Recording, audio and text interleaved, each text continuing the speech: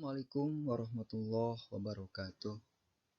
Bismillah, alhamdulillah, wassalatu wassalamu ala sayyidina Muhammad ibn Abdillah wa ala alihi wa sahbihi wa man tabi'ahu ila yaumil qiyamah, amma ba'du. Untuk pertemuan pagi ini, sebelum kita melaksanakan kegiatan, mari kita buka pembelajaran ini dengan pembacaan basmalah bersama-sama. Bismillahirrahmanirrahim. Untuk selanjutnya, di absen terlebih dahulu. Apakah untuk hari ini hadir semuanya? Alhamdulillah kalau hadir semuanya. Mudah-mudahan kita semuanya dalam keadaan sehat walafiat. Untuk selanjutnya silakan untuk membuka buku pelajaran akidah akhlak. Untuk materi sekarang atau bab sekarang yang akan kita pelajari setelah kemarin kita membahas di bab 2, yaitu tentang mengenal sifat-sifat Allah. Untuk bab sekarang kita akan membahas di bab 3, yaitu ayo bertaubat. Yang mana di sini kita akan membahas beberapa materi yang diantaranya satu, pengertian taubat, yang kedua, hakikat taubat, yang ketiga, syarat-syarat taubat. Nah, untuk itu silakan untuk persiapan untuk nanti mencatat hal-hal penting yang akan dibahas dari materi ayo bertaubat. Untuk selanjutnya, sebelum kepada pembahasan materi ayo bertobat, di sini ada beberapa potensi dasar yang harus dicapai dalam pembelajaran yang akan kita pelajari di ayo bertobat.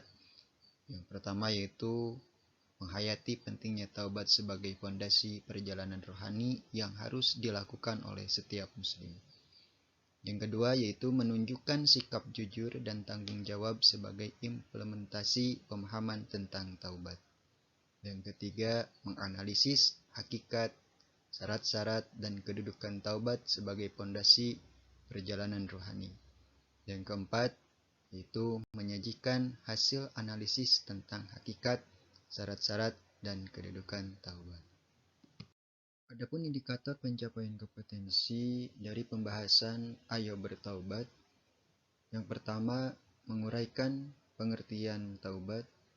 Yang kedua, menelaah hakikat taubat sebagai pondasi perjalanan rohani. Yang ketiga, memerinci syarat-syarat taubat sebagai pondasi perjalanan rohani. Yang keempat, menguraikan kedudukan taubat sebagai pondasi perjalanan rohani. Yang kelima, menguraikan keutamaan taubat sebagai pondasi perjalanan rohani. Yang keenam, mendiskusikan hasil analisis tentang hakikat, syarat-syarat, dan kedudukan taubat sebagai pondasi rohani.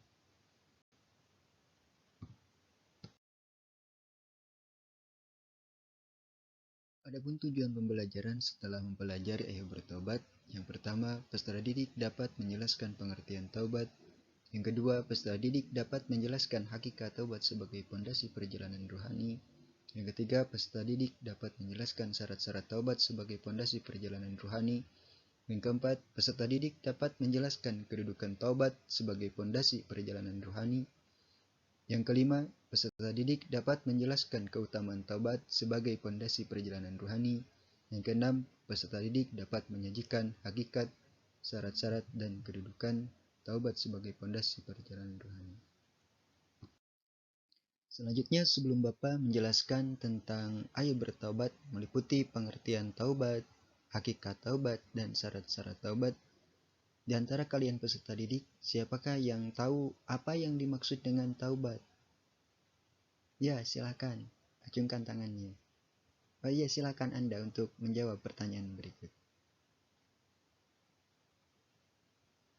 Ya, terima kasih. Tepuk tangan untuk teman kita yang telah menjawab apa yang dimaksud dengan taubat. Untuk selanjutnya, silakan untuk mempersiapkan diri untuk kita bersama-sama membahas tentang materi ayo bertaubat. Untuk yang pertama, yaitu pengertian taubat. Taubat secara bahasa berasal dari kata bahasa yaitu tawwaba yang artinya bermakna kembali. Kemudian yang kedua yaitu taubat secara istilah, bahwa taubat secara istilah adalah kembali kepada Allah Subhanahu wa taala dengan melepaskan hati dari belenggu yang membuatnya terus-menerus melakukan dosa lalu melaksanakan semua hak Allah Subhanahu wa taala. Jadi yang dimaksud dengan taubat yaitu kembalinya seseorang kepada Allah Subhanahu wa taala setelah melakukan sebuah dosa untuk meminta ampun kepada Allah Subhanahu wa taala dari dosa yang telah mereka perbuat. Setelah itu mereka lepaskan dosa-dosa tersebut, kemudian menggantinya mereka kepada perbuatan yang baik menurut pandangan Allah Subhanahu wa taala dan senantiasa melakukan sesuatu yang diperintahkan oleh Allah Subhanahu wa taala. Setelah kita mengetahui tentang pengertian tobat baik secara bahasa ataupun istilah, kemudian selanjutnya adalah dalil tentang taubat. Di sini dijelaskan dalam firman Allah Subhanahu wa taala yang dijelaskan dalam Quran surah At-Tahrim ayat 8, yang mana Allah jelaskan di sana, A'udzu billahi minasyaitonir rajim. Bismillahirrahmanirrahim. Ya ayyuhalladzina amanu tubu ilallahi taubatan nasuha. Yang artinya, hai orang-orang yang beriman, taubatlah kepada Allah dengan taubatan nasuha, yaitu taubat yang semurni-murninya.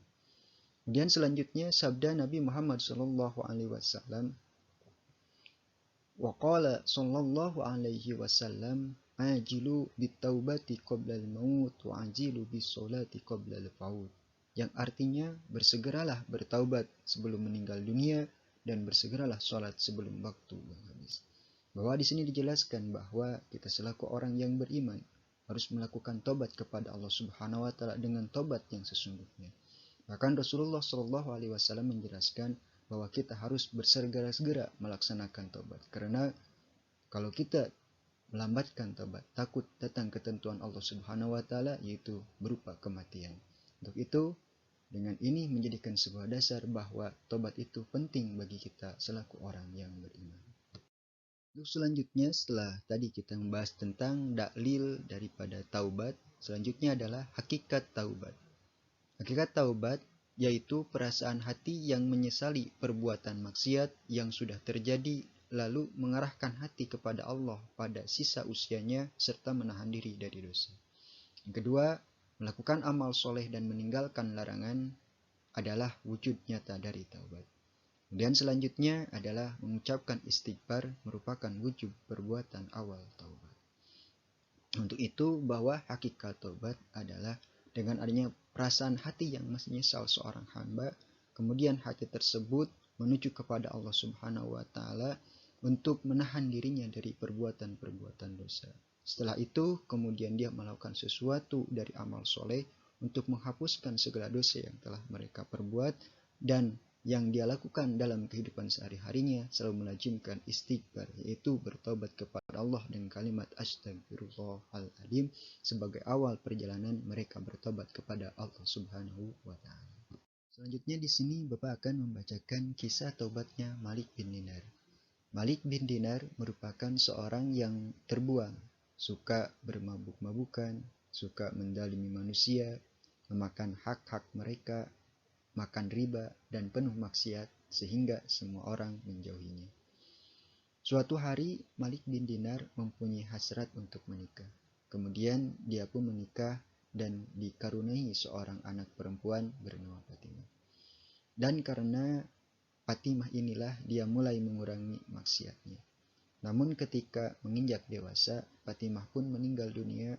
Hal ini membuat Malik bin Dinar masuk lagi ke dunia kemaksiatan. Di suatu ketika, Malik bin Dinar bermimpi hari kiamat. Di dalam mimpinya, dia dikejar-kejar oleh ular raksasa yang akan memakannya. Dia pun berlari untuk menyelamatkan diri. Namun, dia tetap ditemukan ular tersebut. Kemudian, pada akhirnya, dia bertemu dengan anaknya Fatimah dan menyelamatkan ayahnya dari kejaran ular tersebut. Kemudian Malik bin Dinar bertanya kepada Fatimah, siapakah ular itu? Fatimah menjawab bahwa ular tersebut adalah gambaran semua keburukan yang ayah perbuat di dunia. Kemudian Fatimah berkata kepada ayahnya, wahai ayahku, belumkah datang waktunya bagi orang-orang beriman untuk menundukkan hati mereka mengingat Allah? Maka Malik bin Dinar terbangun dari tidurnya, dan dia berkata, telah tiba saatnya ya Rabb. Telah tiba saatnya ya Rabb. Benar, belumkah datang waktunya bagi orang-orang beriman untuk menundukkan hati mereka mengingat Allah. Ini dijelaskan dalam Quran Surah Al-Hadid ayat 16. Kemudian setelah mimpi itu, Malik bin Dinar pun bertobat kepada Allah Subhanahu wa taala dari segala perbuatan dosa dan maksiat yang telah diperbuatnya, sehingga dia pada akhirnya menjadi manusia yang taat beribadah kepada Allah Subhanahu wa taala. Sepenggal kisah taubat Malik bin Dinar memberikan iktibar bagi kita selaku orang yang muslim. Selama kita melakukan dosa, ya, begitu juga selama itu pun kita harus selamanya bertobat kepada Allah Subhanahu wa taala. Kita benar-benar bertobat kepada Allah Subhanahu wa taala, maka Allah pun akan mengampuni segala dosa yang telah kita perbuat. Kemudian dikatakan oleh Allah Subhanahu wa taala, "Innallaha yuhibbut tawabina wa yuhibbul mutatahhirin." Bahwa Allah menyukai orang-orang yang bertobat dan orang-orang yang mensucikan diri. Untuk itu, mari kita selamanya jadikan tobat sebagai rutinitas yang kita lakukan dalam kehidupan sehari-hari. Setelah kita mendengarkan kisah tobatnya Malik bin Dinar, selanjutnya kita akan membahas bersama-sama yaitu tentang syarat-syarat taubat. Di antara syarat-syarat taubat, yang pertama adalah Islam. Yang kedua, menyesali dosa. Yang ketiga, menyadari kesalahan. Yang keempat, ikhlas melakukan taubat. Yang kelima, memohon ampun kepada Allah dengan memperbanyak membaca istighfar. Yang keenam, berjanji tidak akan mengulangi dosa tersebut. Kemudian, selanjutnya yang ketujuh, menutupi kesalahan dengan perbuatan yang terpuji. Yang terakhir, yang kedelapan, jika perbuatan dosanya itu ada hubungannya dengan orang lain, maka harus ada pernyataan bebas dari hak kawan yang dirugikan. Jadi syarat-syarat tobat yang pertama adalah Islam. Jadi Islam itu menjadikan syarat pertama ketika seseorang akan melakukan tobat kepada Allah Subhanahu wa taala. Karena di luar Islam ketika akan bertobat, maka tobatnya itu ditolak. Kemudian yang selanjutnya adalah menyesali dosa.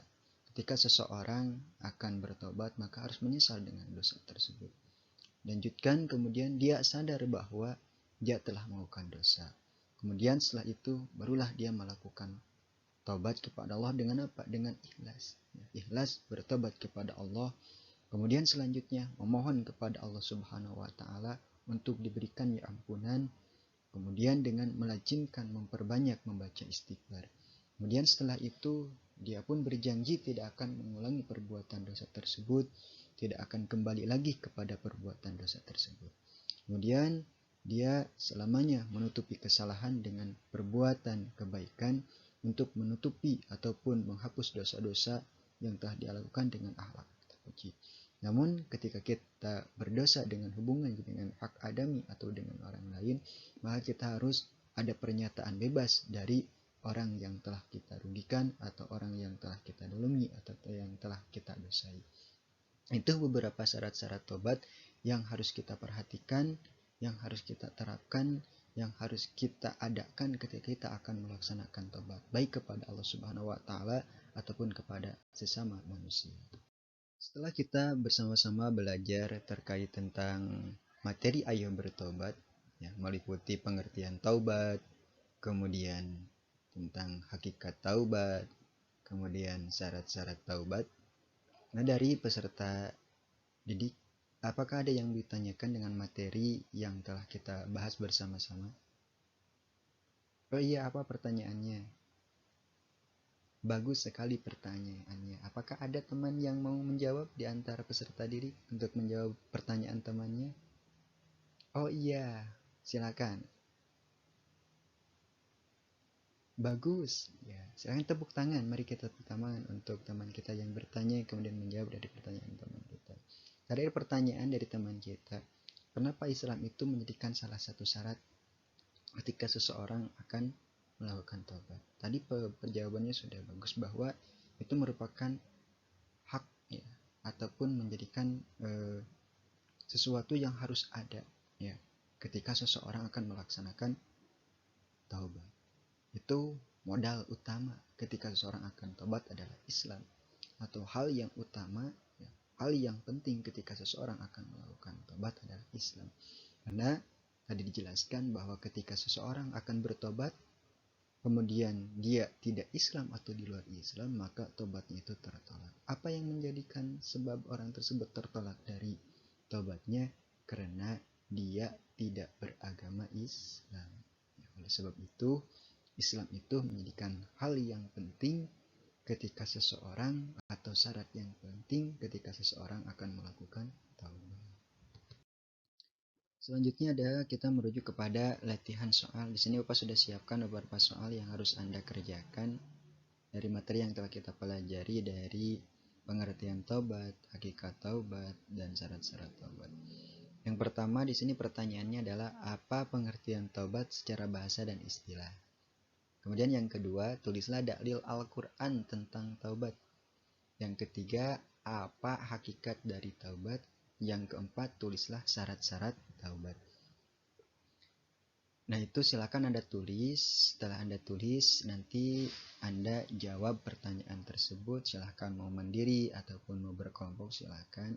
Kemudian nanti tugasnya dikumpulkan dan nanti Bapak akan periksa tugas yang telah Anda kerjakan dari materi Ayo Bertobat, meliputi materi pengertian taubat, kemudian hakikat taubat, dan syarat-syarat taubat. Untuk pertemuan sekarang mungkin cukup sekian ya dari materi yang telah kita bahas bersama-sama, dari pengertian taubat, ya, kemudian dalilnya tadi, ya, kemudian selanjutnya hakikat taubat, kemudian selanjutnya syarat-syarat taubat, kemudian tadi ada sepenggal kisah dari taubat yang menjadikan sebuah motivasi bagi kita untuk senantiasa bertobat kepada Allah Subhanahu wa taala. Nah, untuk itu sebelum Bapak tutup, Bapak akan bertanya kembali, apa itu taubat? Iya, taubat itu secara bahasa itu adalah kembali. Secara istilah adalah kembalinya seseorang kepada Allah Subhanahu wa taala untuk berhenti dari perbuatan dosa. Kemudian hakikat taubat itu apa? Ya, hakikat taubat itu adalah salah satunya adalah orang berhenti dari perbuatan dosa, kemudian tadi hatinya selalu ingin bertobat kepada Allah Subhanahu wa taala. Kemudian syarat-syaratnya diantaranya apa? Islam. Iya, Islam. Kemudian apa lagi? Menyesal. Iya. Kemudian selanjutnya menutupi keburukannya dengan kebaikan. Terus apabila dengan orang lain, maka dosanya selain yang tadi disebutkan adalah mereka harus bebas dari apa? Dari hukuman atau bebas dari